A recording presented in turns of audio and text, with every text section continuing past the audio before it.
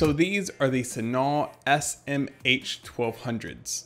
So they come in 4 different colors. The one that I have right here is Onyx. In the box, you get a soft carrying pouch, a 4-foot detachable straight cable with a mic, play and pause button. You also get a 10-foot detachable coil cable and a 1/4-inch adapter. The headphones have a simple design and they are really lightweight. You have an L and R for left and right, so you know which way to put them on. So the cable runs outside of the cups right here. I don't really mind this. They don't feel cheap at all. They are made out of this really nice leather or leather-like material that is just super soft and doesn't really get hot. It just feels amazing. I absolutely love the way that these headphones feel. The headband also has some nice stitching right here. The adjustments on the sides are nicely numbered and it's just really easy to match both sides. So that's something that I personally really like, and they're actually really clicky. So the cable is a proprietary locking that needs a little bit of a twist once you get it in. The headphones also can fold into themselves so it fits nice in this little bag that it comes with. So if there's 2 things I could improve about the build quality of these, I would go ahead and want to knock this out of the way. Is 1, I would put a little piece of rubber right here, and that would just stop the cup from hitting and making that noise right there. And the second thing I would improve would be maybe this joint right here. And the reason why is just because it's a little squeaky. I'll just try to pick it up really quick. It's a little squeaky and it's really hard to notice it when you have them in your hands like this. But it's when you put them on, because that squeak goes right into the cups, or that vibration, you can hear it when you're adjusting them and putting them on your head. But once they're on your head, it's totally fine. You don't have that issue with it anymore. But if you move your head around, every now and then you can hear it right there. I can hear it right there. So it's like every now and then, depending on if you're moving a lot with them, that could get irritating. But if you're sitting at a desk, I mean, you have to do some pretty drastic head movements to get it to make that noise. Or if you're doing really fast movements, so they might not be the best for, say, like working out and jumping, because you're definitely going to hear this noise in here. So it's just something I wanted to point out. But when sitting down at a computer, never ever had that problem. It literally wasn't until I took these outside that I noticed it. So just something I did want to mention. So when it comes to comfort, I wanted to note something before I talk about the comfort of these headphones.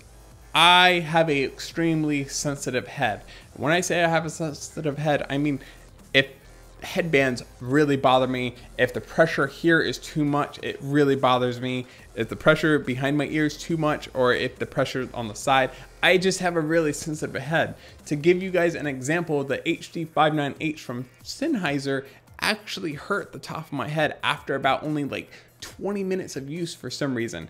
And it's a headphone that everyone says is like the most comfortable headphone in the world, and yet it bothers my head. So when I say I have a sensitive head, or just when it comes to headphones, trust me, I mean that. That being said, these are one of the most comfortable headphones I have ever wore. They actually remind me a lot of kind of how the Bose Quiet Comfort series feel, but I actually think that these feel better. The padding on the headband's perfect, and the padding on the ear cup is perfect, and that's really unusual for an ear cup of this size for me, because it makes contact with my ear, but it's so soft and just barely does it. It's not even a big deal. What's amazing is I have pretty average sized ears, and my ears actually fit completely in the cup. So yeah, they fit completely in the cup. So that's really awesome.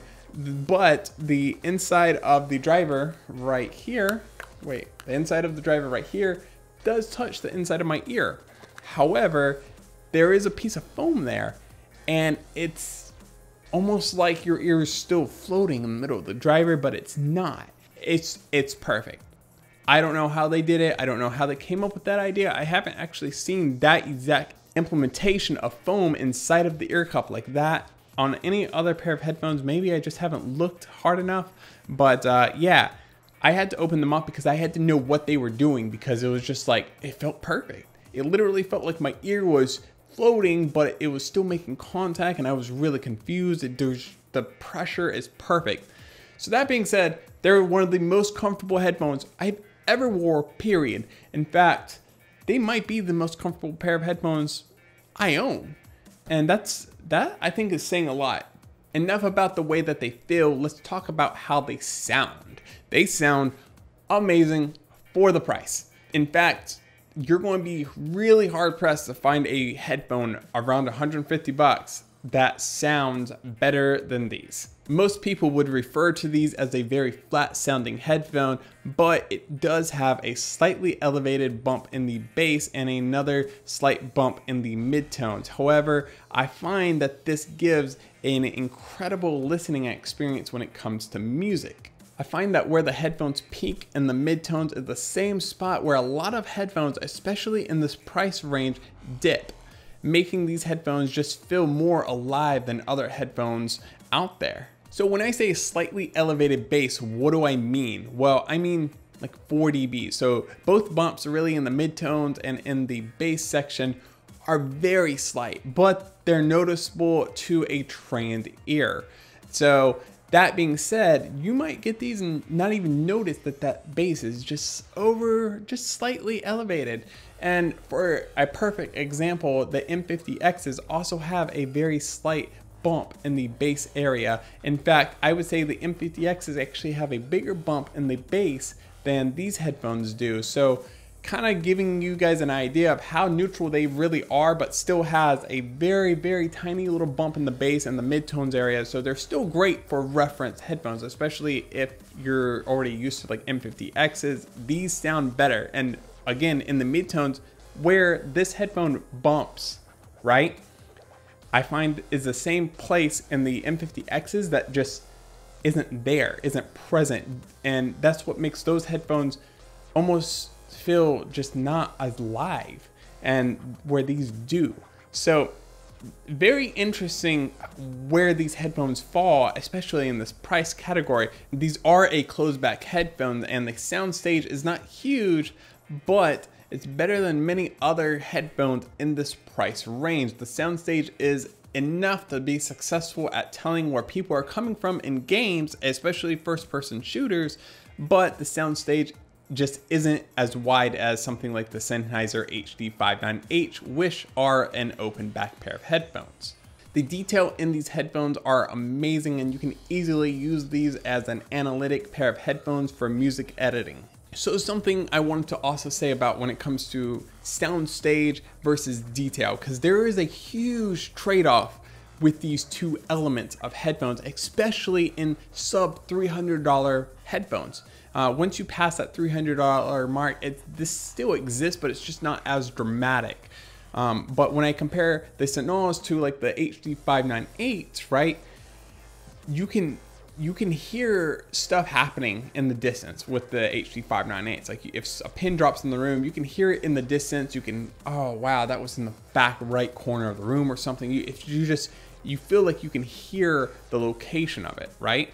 However, you just don't get that much detail from that sound. So say if a pin dropped, right? You can obviously know what a pin sounds like when it hits the floor, but on the HD598s, that pin drop all of a sudden doesn't sound like a pin anymore. It could be anything. You just know that something hit the ground over there. You lose the detail of the noise of the plastic, right? You don't know whether it's wood that hit the ground or a pin or whatever. Within you jump to the Senal, and then all of a sudden it's crystal clear because it's like right here, and you can hear, oh, that's plastic hitting a hard floor, you know?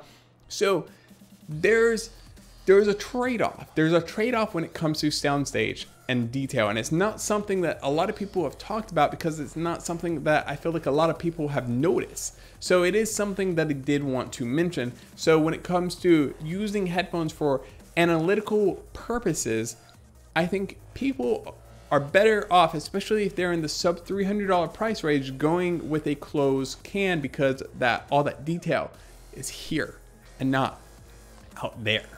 All that being said, I A/B'd these headphones against the M50Xs, the MDR7506s, the AKG 553 Pros, the Brainwaves HM5s, and the Sennheiser HD598s. And I also A/B'd them against some other higher end headphones. But all that being said, For $150, you're not going to find a better sounding pair of closed cans. So I did want to mention, when it comes to this cable right here with the microphone and the pause and play button, basically, the pause and play button worked with my iPhone, but did not work with my Android phone, but then it worked on another Android phone. So depending on what version of Android you get, that button may or may not work. So just something I wanted to note. Also, make sure that you guys are subscribed to the channel. From this point going forward, I'm going to at least have one video coming out every single Friday.